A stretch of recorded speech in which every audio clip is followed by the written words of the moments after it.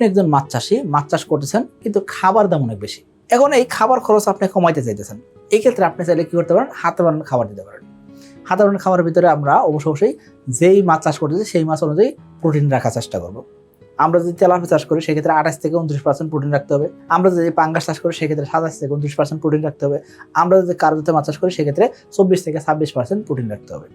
Catfish জাতীয় মাছের ক্ষেত্রে হাতে বানানো খাবার না দেয় ভালো। এখন আপনি বলতেন ভাই বিভিন্ন জায়গায় আমি দেখছি লাউ সিদ্ধ করে খাওয়া যাচ্ছে, আলু সিদ্ধ করে খাওয়া যাচ্ছে, সবজি খাওয়া যাচ্ছে, এইসব খাবার আমরা খাওয়াইতে পারবো কিনা। দেখুন, এইসব খাবার দেখা যাচ্ছে আপনি 1 বছর ব্যবহার করলেন, খাওয়াইলেন, রেজাল্ট আসছে, পরের বছর দেখবেন কি আপনার মাছের রোগ ব্যাধি তৈরি হওয়া শুরু হবে।